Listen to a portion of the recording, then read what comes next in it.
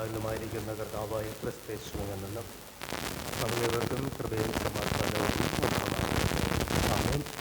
അല്പസമയ ധ്യാനത്തിലുള്ള വേദഭാഗം വിശുദ്ധ യോഹന്നാൻ എഴുതിയ സുവിശേഷം 15-ാം അധ്യായം അതിൻ്റെ 9 മുതൽ 11 വരെയുള്ള പിതാവും എന്നെ സ്നേഹിക്കുന്നത് പോലെ ഞാനും നിങ്ങളെ സ്നേഹിക്കുന്നു, എൻ്റെ സ്നേഹത്തിൽ വസിക്കും. ഞാൻ എൻ്റെ പിതാവിൻ്റെ കൽപ്പനകൾ പ്രമാണിച്ച് അവൻ്റെ സ്നേഹത്തിൽ വസിക്കുന്നത് പോലെ നിങ്ങളും എൻ്റെ കൽപ്പനകൾ പ്രമാണിച്ചാൽ എൻ്റെ സ്നേഹത്തിൽ വസിക്കും. എൻ്റെ സന്തോഷം നിങ്ങളിലിരിപ്പാനും നിങ്ങളുടെ സന്തോഷം പൂർണ്ണമാകുവാനും ഞാൻ ഇത് നിങ്ങളോട് സംസാരിച്ചിരിക്കുന്നു. കർത്താവായ ക്രിസ്തേശുവിനാൽ അനുഗ്രഹിക്കപ്പെടുന്ന പ്രിയമുള്ളവരെ, ഞാൻ സ്നേഹിച്ചതുപോലെ പരസ്പരം സ്നേഹിക്കുവാനും അതുവഴി ദൈവ സ്നേഹത്തിൻ്റെ അനുഭവത്താൽ സന്തോഷത്തിൻ്റെ പൂർത്തീകരണത്തിൻ്റെ അനുഭവത്തിലേക്ക് പ്രവേശിക്കുവാനായി ക്രിസ്തു പഠിപ്പിക്കുന്നൊരു ഭാഗമാണ് എന്ന് നാം ഇവിടെ വായിക്കുന്നത്. എൻ്റെ സന്തോഷം പൂർണ്ണമാക്കുവാനായിട്ട് ഞാൻ എന്ത് ചെയ്യണം എന്ന ഒരു ഓർമ്മപ്പെടുത്തൽ കർത്താവ് ക്രിസ്തു ഇവിടെ നമുക്ക് നൽകുന്നുണ്ട്. പുനരുത്ഥാനത്തിൻ്റെ നാളുകളിൽ നാം ചിന്തിച്ചു വരുന്നതും പഠിച്ചു വരുന്നതുമായ കാര്യാദികൾ ക്രിസ്തു കേന്ദ്രീകൃതമാകുന്ന ജീവിതത്തെക്കുറിച്ചിട്ടാണ്.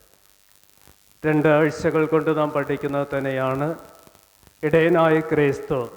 ഇടയനായ ക്രിസ്തുവിൻ്റെ ശബ്ദം കേട്ട്, അവൻ്റെ വാക്ക് കേട്ട്, അവൻ്റെ പിന്നാലെ അവനോടൊപ്പം ചേർന്ന് നടക്കുന്നവരായി തീരുക. കഴിഞ്ഞ ഞായറാഴ്ച ധ്യാനിച്ചതും പഠിച്ചതുമായ കാര്യം മുന്തിരി വള്ളിയാവുന്ന ക്രിസ്തുവിനോടുകൂടെ പറ്റിച്ചേരുന്ന കൊമ്പുകളായിത്തീരുക എന്നതാണ്. മുന്തിരിവള്ളിയോടുകൂടെ, തായ്ച്ചെടിയോടുകൂടെ പറ്റിച്ചേർന്ന് നിൽക്കുന്ന കൊമ്പുകളാകുക, കൊമ്പിനോടുകൂടെ പറ്റിച്ചേർന്ന് നിൽക്കുന്ന മുന്തിരിവള്ളിയാകുക. പരസ്പരമുള്ള ബന്ധത്താൽ 100, 60, 30 ഇനിയുള്ള ഫലം കായ്ക്കുന്ന, നല്ല ഫലം പുറപ്പെടുവിക്കുന്ന ഒരു ക്രിസ്തു കേന്ദ്രീകൃതമാവുന്ന ചിന്തകളിലൂടെയൊക്കെ നാം കഴിഞ്ഞുപോയ നാളുകൾ യാത്ര ചെയ്തു എന്ന് തന്നെയാണ്. ഇന്ന് നാം ചിന്തിക്കുന്നത് ക്രിസ്തു കേന്ദ്രീകൃതമാകുന്ന മറ്റൊരു ചിന്തയെക്കുറിച്ചിട്ടാണ്. ക്രിസ്തുവിലുള്ള സ്നേഹം എനിക്ക് നൽകപ്പെടുന്ന ഒരു അനുഗ്രഹം എന്ത് എന്നതാണ്. സന്തോഷമാകുന്ന പൂർണ്ണതയിലേക്ക്, സന്തോഷമൊന്ന് പൂർത്തീകരിക്കുവാനായിട്ട്, പൂർണ്ണമാകുവാനായിട്ട് ക്രിസ്തുവിനോടുകൂടെ, ക്രിസ്തുവിൻ്റെ സ്നേഹത്തിൽ, പിതാവിൻ്റെ സ്നേഹത്തിൽ വസിക്കുവാനായിട്ടുള്ള ഒരു ഓർമ്മപ്പെടുത്തലാണ് ഇന്ന് നമുക്ക് തിരുവചനം നൽകുന്നത്. പ്രിയമുള്ളവരെ, നാം എല്ലാവരും സന്തോഷം ഉണ്ടാകുവാൻ ആഗ്രഹിക്കുന്നവരാണ്, സന്തോഷിക്കുവാൻ ആഗ്രഹിക്കുന്നവർ, എപ്പോഴും എവിടെയും സന്തോഷം കണ്ടെത്തുവാനായിട്ട് ആഗ്രഹിക്കുന്നവരാണ്. ഈ സന്തോഷം കണ്ടെത്തുവാനായിട്ട് പല വഴികൾ നാം തിരഞ്ഞെടുക്കുന്നുണ്ട്. സന്തോഷം കണ്ടെത്തുവാൻ ആഗ്രഹിക്കുമ്പോൾ അതിന് തിരഞ്ഞെടുക്കുന്ന വഴികളാണ് പലപ്പോഴും തിന്മകളുടെ വഴി എന്ന് പറയുന്നത്. ക്രമം തെറ്റിയ ചില ജീവിത അനുഭവങ്ങളിലെ കൂടെയൊക്കെ സന്തോഷം കണ്ടെത്തുവാനായിട്ട് ആഗ്രഹിക്കാറുണ്ട്, ശ്രമിക്കാറുണ്ട്.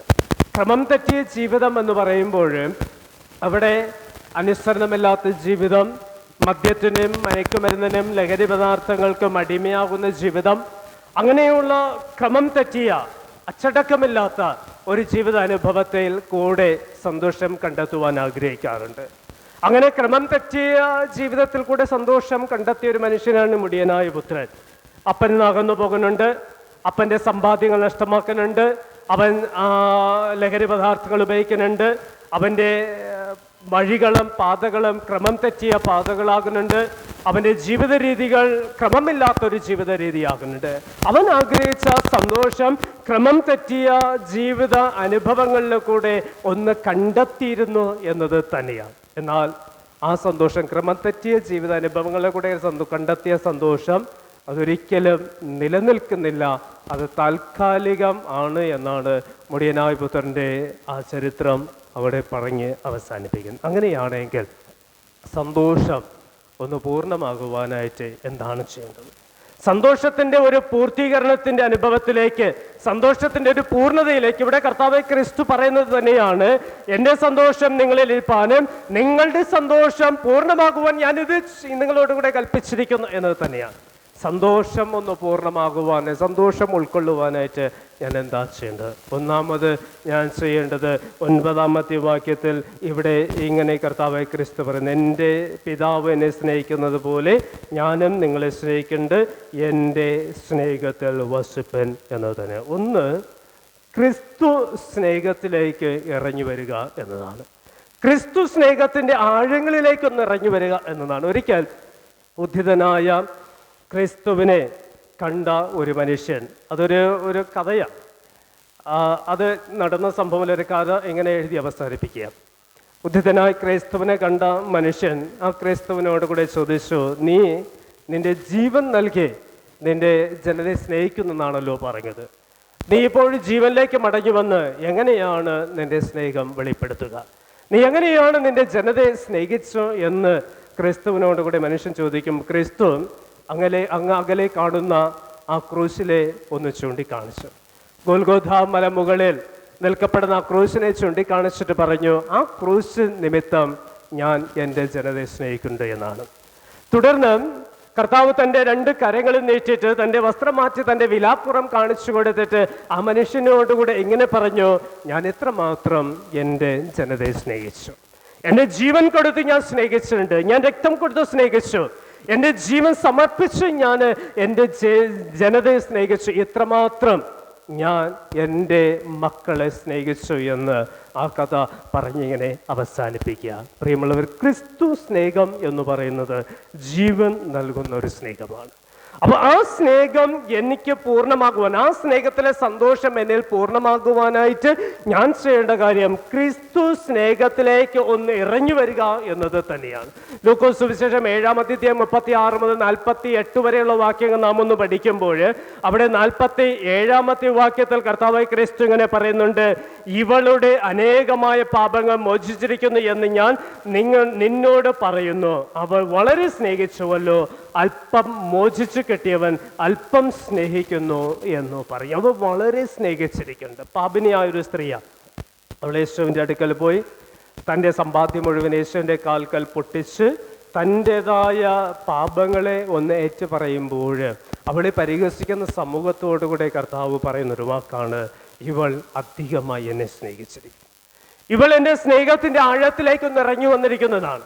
അവിടെ പാപങ്ങൾ ഏറ്റു പറഞ്ഞുകൊണ്ട് അനുതാപ ഹൃദയത്തോടുകൂടെ അവിടെ സമ്പാദ്യങ്ങൾ മുഴുവനും പൊട്ടിച്ചു കളഞ്ഞ് ഉടച്ചു കളഞ്ഞ് ഇല്ലാതാക്കിക്കൊണ്ട് എന്നിലേക്ക് ഇറങ്ങി വന്നു എന്ന ഒരു ഓർമ്മപ്പെടുത്തൽ കർത്താവ് ക്രിസ്തു അവിടെ നൽകുകയാണ് ചെയ്യുന്നത്. പ്രിയമുള്ളവരെ, എൻ്റെ ജീവിതത്തിലെ സന്തോഷം, നിന്റെ ജീവിതത്തിലെ സന്തോഷം ഒന്ന് പൂർണ്ണമാകണമെങ്കിൽ ചെയ്യേണ്ട ഒന്നാമത്തെ കാര്യം എത്രയേ ഉള്ളൂ, ക്രിസ്തു സ്നേഹത്തിലേക്ക് ഒന്നിറങ്ങി വരുവാനായിട്ട് നമുക്ക് കഴിയണം. ക്രിസ്തുവിൻ്റെ സ്നേഹത്തിൻ്റെ ആ ഒരു സമാപ്തിയിലേക്ക് ഇറങ്ങി വരുമ്പോൾ മാത്രമേ എൻ്റെ സന്തോഷം പൂർണ്ണമാക്കുവാനായിട്ട് നമുക്ക് കഴിയത്തുള്ളൂ. ഇന്ന് സാക്രമെൻറ്റിലേക്ക് ഞാൻ നിങ്ങൾ കടന്നു വരുമ്പോൾ അവിടെ എനിക്ക് അനുഭവിക്കുവാൻ കഴിയുന്നത് സന്തോഷത്തിൻ്റെ പൂർണ്ണതയാണ്. ക്രിസ്തു ത്യജിച്ച ആ ത്യാഗം, ക്രിസ്തു സമർപ്പിച്ചതായ ജീവിതം, ക്രിസ്തു അർപ്പിച്ചതായ ശരീരം, ക്രിസ്തു പാപമോചനത്തിന് വേണ്ടി നൽകപ്പെട്ട ആ ശരീരത്തിൻ്റെ രക്തത്തിൻ്റെ അനുഭവത്തിലേക്ക് ഒന്ന് ഇറങ്ങിച്ചെല്ലുമ്പോൾ ഞാൻ അനുഭവിക്കുന്ന സന്തോഷത്തിൻ്റെ ഒരു പൂർണ്ണതയാണ്. ക്രിസ്തു സ്നേഹത്തിൻ്റെ ആഴങ്ങളിലേക്ക് ഇറങ്ങി വരുമ്പോഴാണ് ആ സന്തോഷത്തിൻ്റെ പൂർണ്ണതയിലേക്ക് ഒന്ന് എത്തിച്ചേരുവാനായിട്ട് നമുക്ക് കഴിയുകയുള്ളു. ആയതിനാൽ കർത്താവിൻ്റെ മേശയെങ്കിലേക്ക് കടന്നു വരുമ്പോൾ ആ സന്തോഷം എന്നിൽ പൂർണ്ണമാകും എന്ന ഉറപ്പോടുകൂടെ, ആ സന്തോഷം എന്നെ പൂർണ്ണമാകണമെന്ന പ്രതീക്ഷയോടുകൂടെ കർത്താവിൻ്റെ സ്നേഹത്തിലേക്ക്, ക്രിസ്തു സ്നേഹത്തിൻ്റെ ആഴത്തിലേക്ക് നമുക്ക് ഒന്നിറങ്ങി വരാം. രണ്ടാമത്, സന്തോഷം പൂർണ്ണമാക്കുവാനായിട്ട് രണ്ടാമത് വേദപുസ്തകം ഇവിടെ പഠിപ്പിക്കുന്ന 12-ാമത്തെ വാക്യത്തിൽ, ഞാൻ നിങ്ങളെ സ്നേഹിക്കുന്നത് പോലെ തമ്മിൽ സ്നേഹിക്കണം എന്നാവുന്നു എൻ്റെ കൽപ്പന. സാഹോദര്യ സ്നേഹത്തിൻ്റെ ആഴങ്ങളിലേക്ക് നിലനിൽക്കുക എന്നതാണ്. സാഹോദര്യ സ്നേഹബന്ധം ഒന്ന് മുറുകെ പിടിക്കുക. മുടിയനായ പുത്രൻ അപ്പൻ്റെ അടുക്കലേക്കൊന്ന് മടങ്ങി വരിക.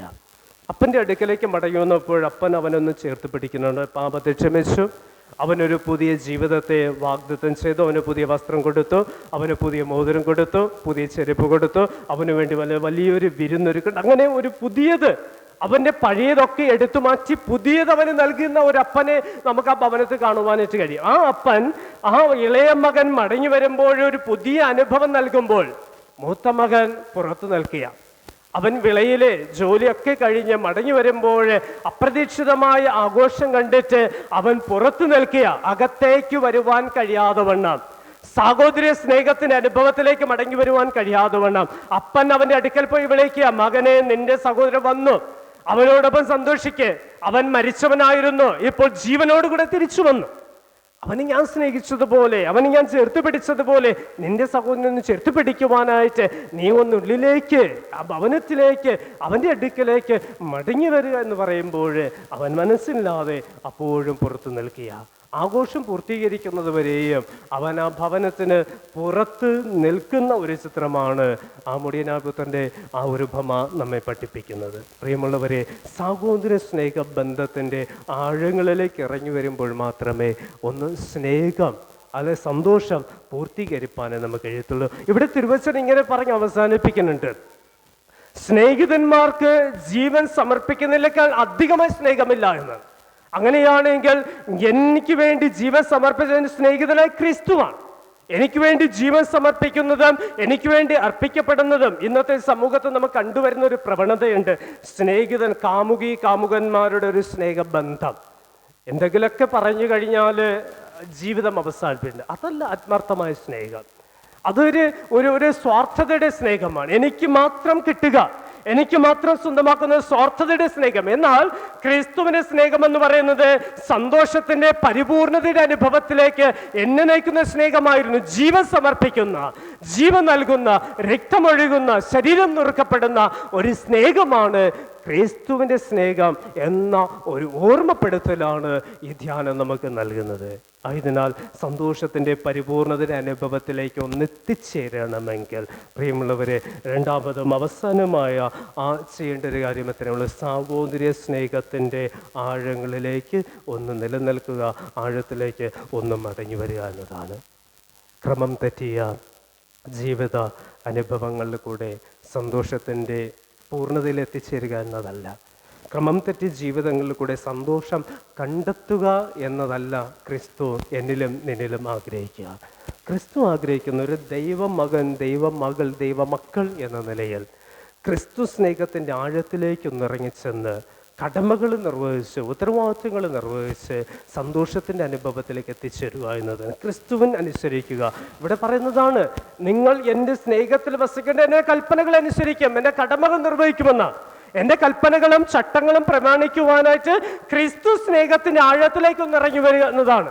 അപ്പോൾ കടമകളെ നിർവഹിച്ചുകൊണ്ട് ക്രിസ്തുവിൻ്റെ ഇഷ്ടാനിഷ്ടങ്ങൾ അനുഭവിച്ചുകൊണ്ട് അതിനെ പൂർത്തീകരിച്ചുകൊണ്ട് സന്തോഷത്തിൻ്റെ പരിപൂർണ അനുഭവത്തിലേക്കൊന്ന് ഇറങ്ങി വരിക എന്നതാണ് യഥാർത്ഥമായ സ്നേഹം എന്ന് പറയുന്നത്. യഥാർത്ഥമായ സന്തോഷം എന്ന് പറയുന്നത് അത് ക്രിസ്തുവാണ്. ക്രിസ്തുവിലുള്ള ജീവിതമാണ്, ക്രിസ്തുവിനോടുകൂടെയുള്ള ഒരു ബന്ധം തന്നെയാണ്. നഷ്ടപ്പെട്ടു പോയ സന്തോഷം നമുക്കൊന്ന് തിരികെ നേടിയെടുക്കാം. പൗലോസ് അപ്പോസ്തലൻ പറയുന്നത് തന്നെയാണ്, നിൻ്റെ ആദ്യ സ്നേഹം നഷ്ടമായി പോയി എന്നത് തന്നെയാണ്. കുടുംബത്തിലേക്ക് വരുമ്പോഴും സമൂഹത്തിലേക്ക് വരുമ്പോൾ സമാജീവിതത്തിലേക്ക് വരുമ്പോഴൊക്കെ ആദ്യ സ്നേഹം ഉണ്ടാകാം. ഈ ആദ്യ സ്നേഹം ഇപ്പോൾ നഷ്ടമായിക്കൊണ്ടിരിക്കേണ്ടത് പൗലോസ് അപ്പോസ്തലൻ ഓർമ്മപ്പെടുന്നു. എന്തുകൊണ്ടാണ് ആദ്യ സ്നേഹം നഷ്ടമാകുന്നത്? ഈ സന്തോഷത്തിൻ്റെ പരിപൂർണമായ അനുഭവത്തിൽ ക്രിസ്തുവിൽ ജീവിപ്പാൻ നമുക്ക് കഴിയുക എന്നതുകൊണ്ട് തന്നെയാണ്. ക്രിസ്തുവിൻ്റെ ആഴങ്ങളിലേക്ക് ഇറങ്ങിച്ചെല്ലുവാനായിട്ട് കഴിയുക എന്നതുകൊണ്ട് തന്നെയാണ് സന്തോഷത്തിൻ്റെ അനുഭവം, സ്നേഹത്തിൻ്റെ അനുഭവം നഷ്ടമായി പോയിക്കൊണ്ടിരിക്കുന്നത്. ആയതിനാൽ പുറത്തു നിൽക്കുന്നവരായിട്ടല്ല, മുടിയനായ പുത്രൻ മടങ്ങി വന്നപ്പോൾ അകത്തേക്ക് വരുന്ന, ഉള്ളിലേക്ക് വരുന്ന ആ ഒരു സ്നേഹം അനുഭവിക്കുന്ന, സന്തോഷം അനുഭവിക്കുന്ന ആ ഒരു തലങ്ങളിലേക്ക് ഇറങ്ങി വരുന്ന സ്നാഗോദര സ്നേഹത്തിൻ്റെ ആഴങ്ങളിലും ക്രിസ്തു സ്നേഹത്തിൻ്റെ ആഴങ്ങളിലേക്കും ഒന്ന് ഇറങ്ങി ജീവിപ്പാനായിട്ട് നമുക്കൊരുങ്ങാം. അതിന് ദൈവസന്നിധിയിൽ നമുക്ക് നമ്മെ തന്നെ പൂർണ്ണമായി സമർപ്പിക്കാം. ദൈവം തൻ്റെ ആത്മാവിനാൽ പരിശുദ്ധ കൃപയാൽ നമ്മെ അനുഗ്രഹിക്കട്ടെ, വഴി നടത്തുക, കാക്കുമാറാകട്ടെ. ആമേൻ. സകല ബുദ്ധിയും കവിന്തി വിശ്വമാത്താനും ഹൃദയങ്ങളിൽ നിലവുകളെ ക്രിസ്തേശങ്ങൾ കാത്തു പരിപാലിക്കുമാറാകട്ടെ. ആമേൻ. നമുക്ക് എഴുന്നേൽക്കാം.